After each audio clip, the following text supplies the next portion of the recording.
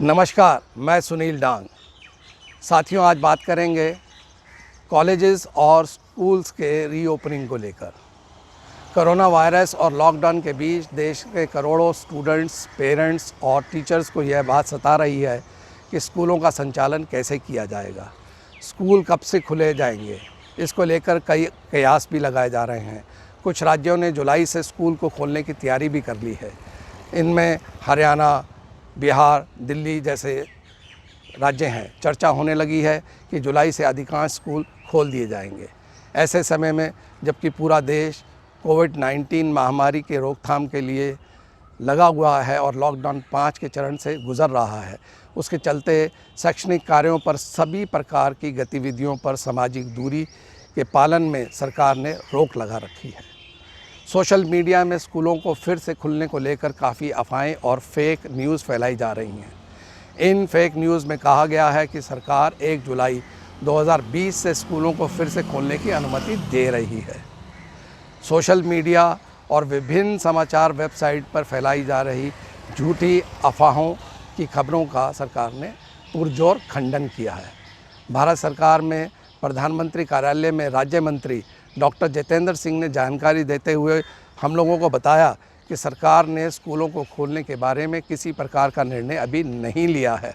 साथ ही उन्होंने बताया कि पूरे देश में सभी शैक्षणिक संस्थानों को खोले जाने को लेकर अभी भी प्रतिबंध लागू हैं। सरकार द्वारा रीओपनिंग 2020 के संबंध में दिए गए स्पष्टीकरण के बाद ऐसी सभी फेक न्यूज़ और अफवाह फैलाने वाली बन रही असमंजस की स्थिति के बीच साफ हो गया है कि 1 जुलाई से स्कूलों को खोले जाने के बारे में फ़िलहाल सरकार ने कोई निर्णय नहीं लिया है। इसलिए न सिर्फ छात्र बल्कि पेरेंट्स को भी ऐसी खबरों पर विश्वास न करने के लिए सरकार ने कहा है इंतज़ार कीजिए हमारे निर्णय आने तक का। MHRD मंत्री डॉक्टर रमेश पोखरियाल निशंक ने कहा कि कोरोना का वर्तमान हालात को देखते हुए मानव संसाधन विभाग अगस्त के बाद इस पर कोई फैसला लेगा। इस बीच दिल्ली सरकार ने मानव संसाधन विकास मंत्री और विभाग को स्कूल खोले जाने के बारे में पत्र लिखा है। पत्र में दिल्ली के शिक्षा मंत्री मनीष सिसोदिया ने लिखा कि दिल्ली के मुख्यमंत्री अरविंद केजरीवाल ने कुछ समय पहले कहा था, हमें कोरोना वायरस के साथ ही रहना सीखना होगा, तो उचित सुरक्षा मानकों के साथ स्कूल खोलना बेहतर रहेगा।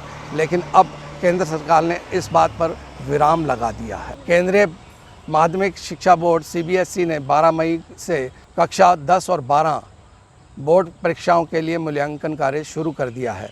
शिक्षकों के घर में उत्तर पुस्तिकाएं भेजी जा रही हैं ताकि सभी सुरक्षा मापदंडों का पालन किया जाए। में कुछ शिक्षकों ने मंत्री से शिकायत की कि मूल्यांकन कार्य करते समय उन्हें ऑनलाइन क्लासेस लेने के लिए भी कहा जा रहा है। उन्होंने उसके ऊपर कहा कि मूल्यांकन कार्य से जुड़े शिक्षकों को ऑनलाइन शिक्षा लेने की आवश्यकता नहीं है।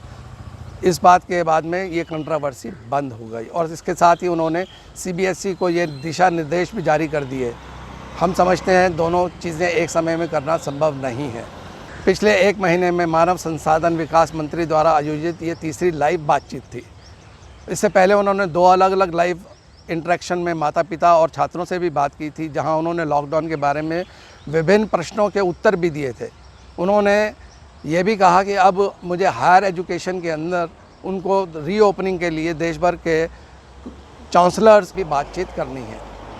NCERT से भी उन्होंने बातचीत में कहा कि फिर से स्कूल को खोलने के लिए नए दिशा निर्देशों पर काम करें, सुझाव दें और कुछ उपायों में लंबे समय तक स्कूल में कोई विधानसभा सत्र, सेमिनार और सभाएं शामिल ना हो। इसके अलावा स्कूलों में सामाजिक भेद को बनाए रखने के लिए एक बार में केवल 30% छात्रों को ही बुलाने की संभावना है। इस पे भी विचार करें। NCERT के अधिकारियों ने बताया कि परिषद ने 2 तरीके सुझाए हैं कि एक कंप्लीट अटेंडेंस सिस्टम को निकाल दिया जाए, या तो कुछ छात्रों को एक दिन और शेष को अन्य दिन कॉल करना होगा। जहां तक संभव हो यह शिफ्टों में भी मैनेज हो सकता है।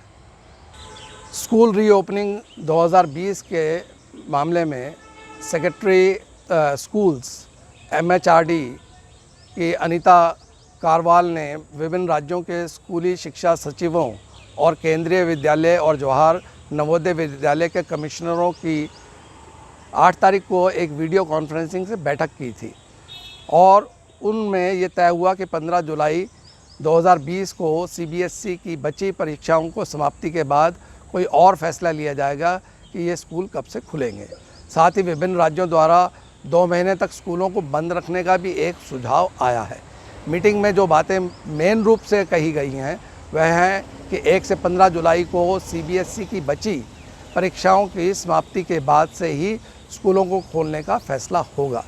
राज्यों द्वारा अभी 2 महीने और स्कूलों को बंद रखने का एक मोटा सुझाव दिया गया है। स्कूलों के साथ साथ कोचिंग सेंटर्स को भी अभी बंद रखने के लिए एक आदेश पारित हुआ है। ऑनलाइन एजुकेशन से वंचितों के लिए स्कूलों को खोलने की बात कही गई है। कक्षा 1 से 12 तक के अलग अलग चैनल खोलकर उनको पढ़ाने का भी एक सुझाव आया है। खुलने से पहले सोशल डिस्टेंसिंग और सेफ्टी की तैयारी भी स्कूलों को करने के लिए कही गई है और साथ में ही यह भी कह दिया गया कि सिलेबस को कम किया जाएगा, लेकिन नहीं, इस बात पे पूर्ण विराम लगा दिया कि सिलेबस उतना ही रहेगा।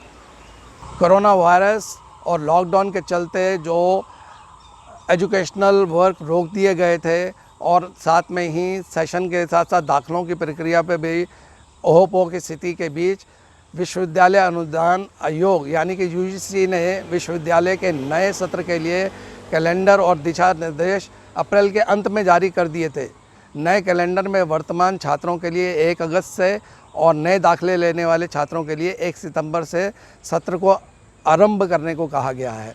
साथ ही नए छात्रों के लिए दाखिले की प्रक्रिया 1 अगस्त से 31 अगस्त 2020 के बीच संपन्न करने के लिए भी एक निर्देश जारी किया गया है।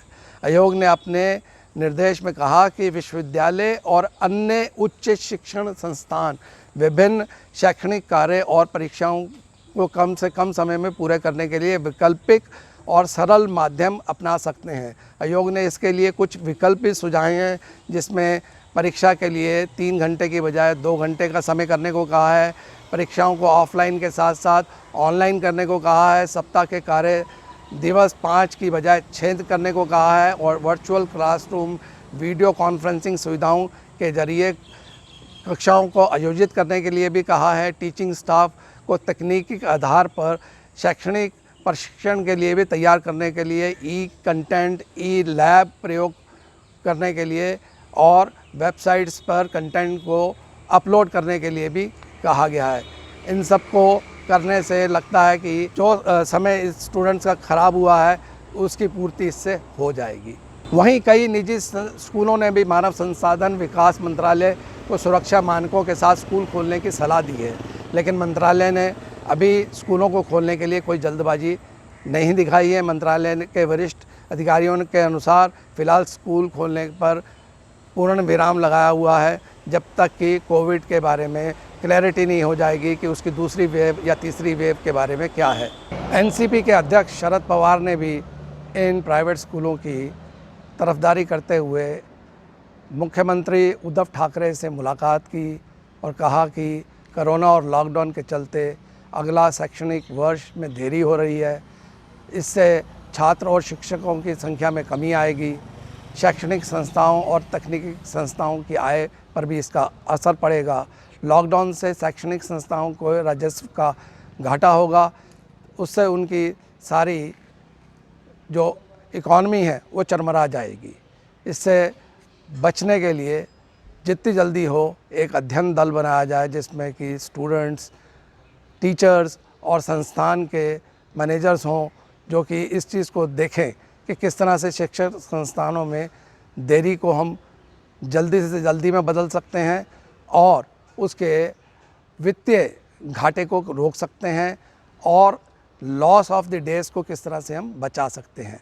आने वाले समय में अगर हम चाहते हैं कि हमारे स्टूडेंट्स का टाइम और उनका वर्ष ख़राब ना हो, तो हमें आज से ही उस काम को करना होगा कि हमारा शैक्षणिक वर्ष उसी हिसाब से चलता रहे।